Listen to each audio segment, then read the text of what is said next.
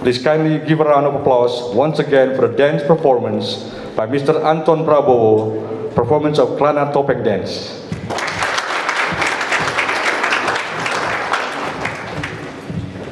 Allow me to introduce myself. My name is Michael Pasaribu, and I will be your program director throughout this lovely afternoon. As the warm weather had held us together at the end of August, there also comes a warm welcome from Mr. Victor Joseph Sambuaga, the Associate Affairs of the Embassy of the Republic of Indonesia in Pretoria, and all the staff members of the embassy. Welcome to our diplomatic reception and the commemoration of Indonesia's Independence Day on 17th of August 2022, which is held in Pretoria today on the 22nd of August 2022. On this note, the embassy would like to acknowledge the presence of our guest of honor, the Honorable Madam Lydia S Chikunga, the Deputy Minister of Transportation of the Republic of South Africa. And also the embassy would like to acknowledge the presence of government officials from the Department of International Relations and Cooperation of the Republic of South Africa, the provincial officials, ambassadors, high commissioners, and all members of Diplomatic Corps, led by the Dean of Diplomatic Corps, His Excellency Mr. Salih Omar Abdu. We also have the presence of the Honorary Consul of the Republic of Indonesia in Durban, Mr. Ibrahim Patel, defense attaches, representatives from the business communities, distinguished guests, ladies and gentlemen. Before we proceed to our agenda today, allow me to explain the type of dance that has just been performed by our dancers, Mr. Anton Prabowo. The traditional dance that has just been performed is called Klana Topeng dance. Klana Topeng dance comes from Yogyakarta province in Java Islands, Indonesia. The dance depicts a great figure named Prabu Klana Sewandana. The dance movement depicts a king's power combined with his feminine side when he falls in love. And according to the story, the Klana Topeng dance was originally a folk dance originating from the village. The Yogyakarta Sultanate saw something interesting in that dance. Then the Klana Topeng dance was polished in such a way and finally adopted into a palace dance that was usually performed only on such a special occasion. A special occasion just like what we have today. Excellencies, distinguished guests, ladies and gentlemen, the following are the order of proceedings for today. 1. The National Anthem of the Republic of Indonesia. 2. National Anthem of the Republic of South Africa. 3. Remark from the Associate Affairs of the Republic of Indonesia. 4. Remarks from the Guest of Honor of the Republic of South Africa. 5. Last but not least, toast from both countries at the end of the remarks. Excellencies, distinguished guests, ladies and gentlemen, please kindly rise for the National Anthem of the Republic of Indonesia and the Republic of South Africa. The National Anthem of the Republic of Indonesia.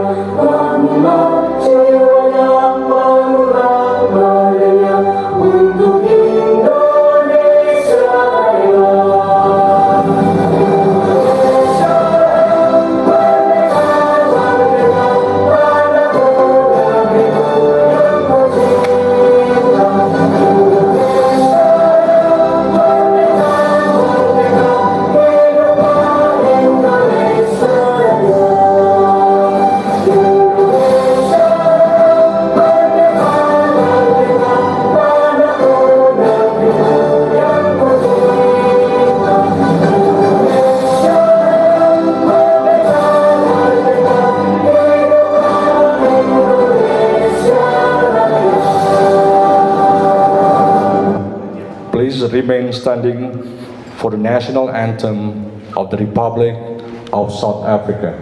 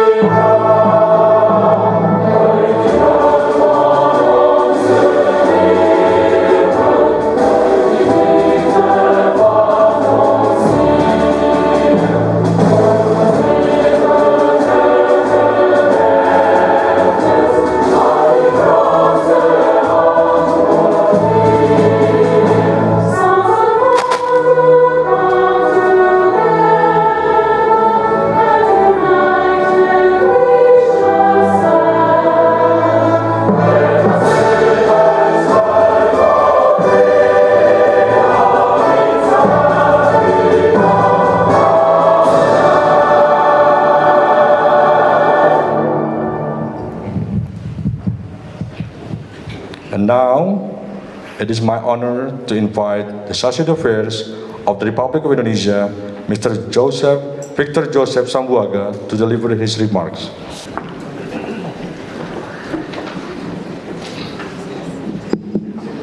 Good afternoon, Honorable Deputy Minister of Transport, Madam Lydia S, officials of the South African government and institution, especially from DIRCO. I see here with me our sister Ambassador Lali, and also from other departments, Dean of Diplomatic Corps, ambassadors and high commissioners of the ASEAN countries in Pretoria, Excellencies, head of missions and esteemed members of the diplomatic corps in South Africa, our Honorary Consul of Indonesia in Durban, business communities, scholars and academics, friends of Indonesia, honored guests from our accredited countries, Republic of Botswana, Kingdom of Eswatini, Kingdom of Lesotho, and distinguished ladies and gentlemen, greetings to all of you. It is an honor for me to welcome you to this important event to celebrate the 77th Independence Day of the Republic of Indonesia, which fell on the 17th of August 2022. Indeed, it is a timely event that we all should celebrate after enduring many hardships during the time of pandemics. As we have now started to see the light at the end of the tunnel, we learned that this pandemic has taught us to be resilient. This means that we must be able to bounce back even stronger, no matter how the situation knocks us down. And in Indonesia, we have a famous phrase that captures this analog. It is, in my language, is habis gelap terbitlah terang, or in English, out of the dark comes light. Ladies and gentlemen, the phrase is also heavily associated with a famous book with the same title, authored by one of the Indonesian national heroines, and she is a woman who fight for the women emancipation. Her name is Raden Ajeng Kartini. The book tells us how Kartini fought for women's rights and equality during the colonial era. Her struggle laid the foundation for women's emancipation even before the Indonesian's Independence Day. I trust that the same principle shared by our South African counterparts, who tirelessly fight to promote women's rights and put gender equality on top of their agenda. It is celebrated annually on the 9th of August, so the same month as our Independence Day, known as Women's Day. In this regard, I would like to invite all of you to join me for a round of applause in commending women's role in shaping the global dynamics in today's world, as we can also see that our guests of honor, all the high officials are women here. It's really an honor for us. Ladies and gentlemen, for Indonesia, this year is all about how to get back on track after all hindrances that we experienced in the past. Therefore, Indonesia has come up with a national slogan for this year commemoration, pulih lebih cepat, bangkit lebih kuat. Actually, it is here in the banner behind of me, but it is blocked by this podium. It means that recover faster, rise stronger. So this word is recover faster, rise stronger. In the foreign policy context, the way we achieve a faster recovery and be stronger is through cooperation and achieving stability. Cooperation is the catalyst for modern day growth, where nations are interconnected more than ever. Stability is essential to nurture the world's fragile condition caused by the pandemic. On the bilateral scope between Indonesia and South Africa, I can proudly say that South Africa is Indonesia's long-lost brother. Together, we share a historical tie dated back in the colonialization era, when a group of prominent Indonesian figures was exiled by the Dutch to the Cape. There, they fought together with the South African natives to drive off colonialism and resided as a part of the South African community, which is now known as the Cape Malay.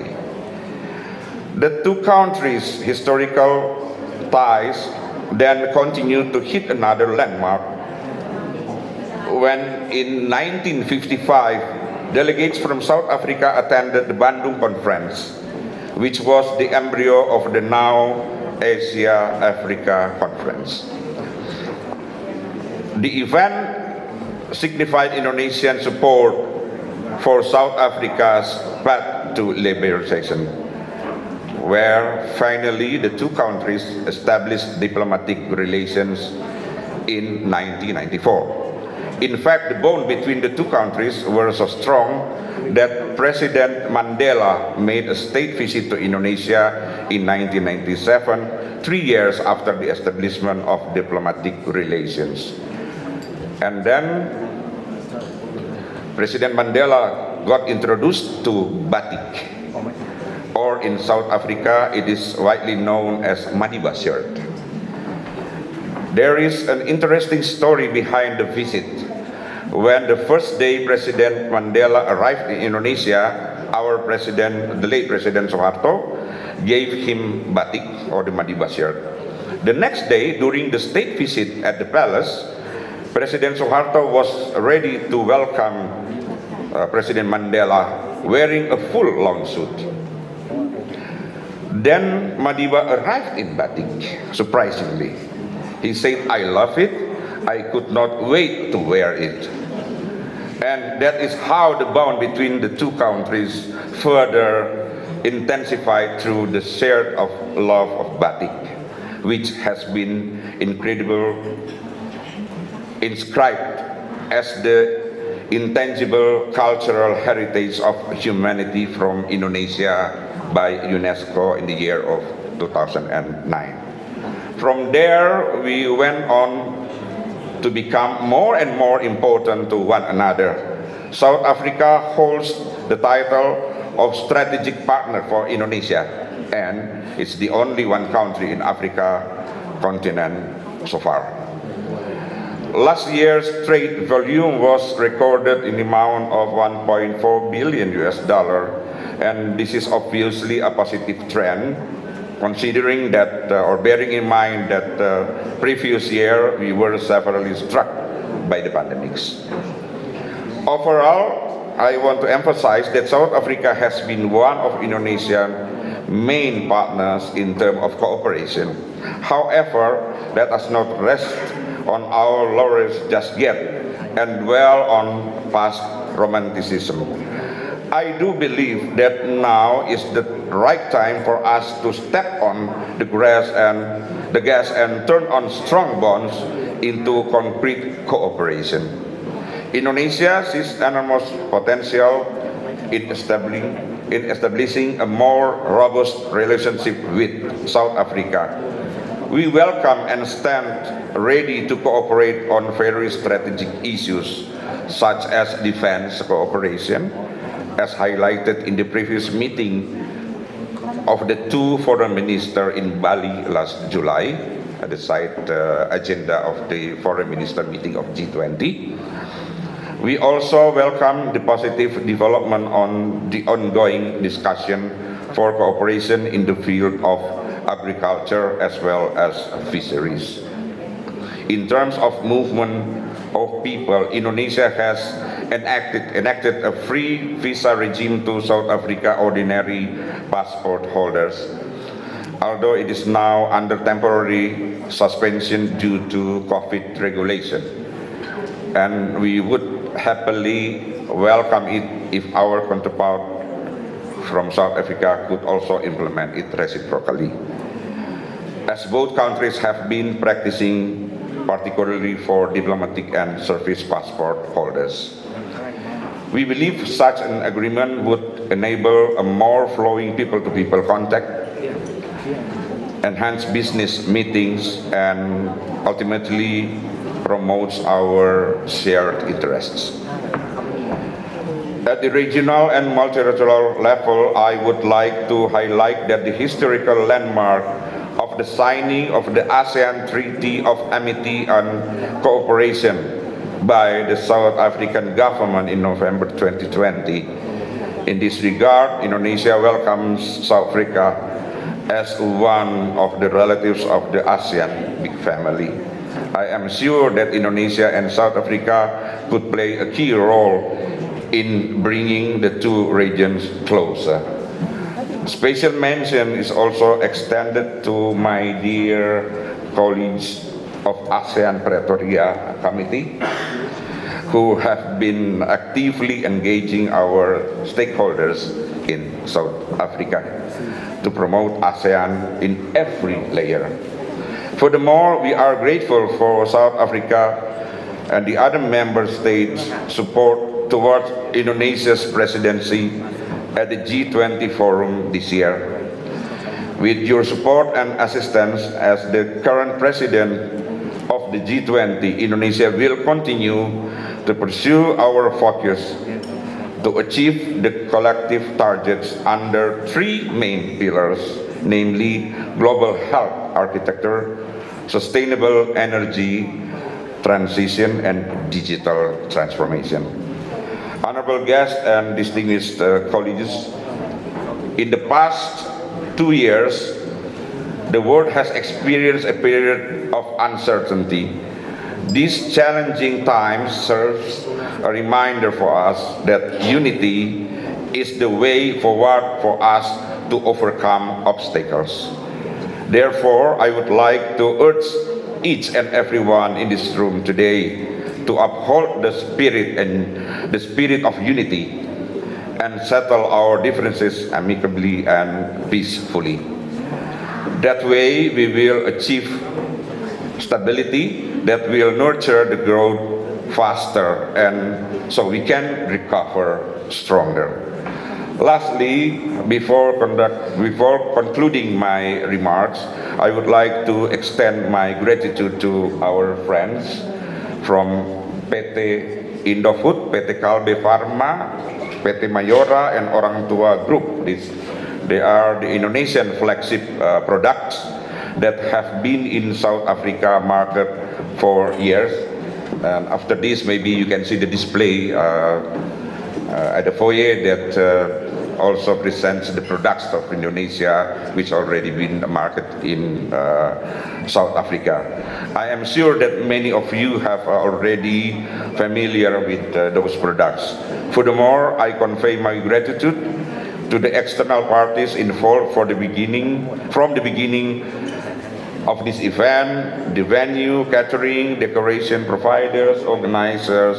Last but not least, appreciation also goes to the International Committee of the Embassy of Republic Indonesia, including Defense Attaché and Indonesian Trade Promotion Center in Johannesburg, who have put so much time and energy so that we all can be here today and celebrate Indonesian National Day. With this, I conclude my remarks and I thank you.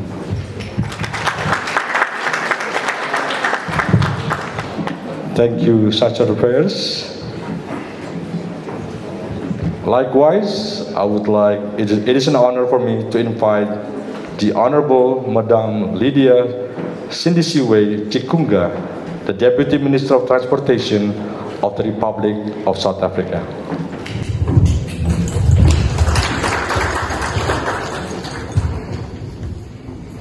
Thank you very much, Program Director, Mr. Peter Sambuaka, Chartered Affairs of the Republic of Indonesia, Excellencies, members of the Diplomatic Corps, senior government officials, business and labor representatives, distinguished guests, ladies and gentlemen, good afternoon. Selamat sore. It is my pleasure, on behalf of the government and the people of South Africa, to join the government and the people of the Republic of Indonesia in the celebration of the 77th anniversary of your independence. South Africa and Indonesia share a very strong historical bond of friendship that stretches back to the 1600s, when the first people of Indonesian descent arrived on South Africa's shores as slaves of the Dutch. The cordial relations date back to the 1955 Bandung Conference and ultimately to the formation of the Non-Aligned Movement in 1961. Descendants of the Indonesians brought to the Cape a distinct community who still treasure their ties to Indonesia. Since the establishment of the diplomatic relations 28 years ago in 1994, the bilateral relationship has flourished, as witnessed by the exchange of high-level visits between the two countries. Ladies and gentlemen, the historical importance of the Bandung Conference on Asian-African relations was emphasized by the then Deputy President Cyril Ramaphosa when he addressed the Asia-Africa Business Summit in Jakarta, Indonesia, on the 21st of April 2015, and he said, I quote him, 60 years ago, some of the most outstanding leaders of our two countries, Africa and Asia, congregated in Bandung, driven by a desire to build a free, just, and peaceful world. Many of those leaders came from countries that had just attained independence. The conference resolved to condemn colonialism in all of its manifestations and promote Afro-Asian economic and cultural ties. The Bandung Conference helped to shape the post-colonial world. It has a rich and enduring legacy, binding our two continents together in solidarity and cooperation. Close quote. The Bandung spirit, as enshrined in the 1955 declaration focuses on the cultivation of cooperation based on mutual benefit and the improvement of the welfare of the peoples of Asia and Africa. We have a long tradition of working and living together and recognize in each other a common humanity and a common destiny. Both our countries continue to champion the cause of a more equitable global order for the development and advancement of the peoples of both our continents. South Africa will indeed appreciate your support as a Part 2 candidate. South Africa looks forward to the continued growth and development of our relations, and I'm certain that the goodwill that unites our peoples will continue to strengthen and prosper in the coming years. Ladies and gentlemen, this august occasion represents a confirmation of a bond forged in the struggle against colonialism and against apartheid. A bond strengthened by the achievement of democracy in South Africa and in Indonesia. On behalf of His Excellency, the President, Mr. Cyril Ramaphosa, the government, and the people of the Republic of South Africa, I wish you a very happy Independence Day. And of course, maybe at this moment, I shall request that you join me in toasting. For the health of the President Ramaphosa and the prosperity of the people of South Africa, let us toast.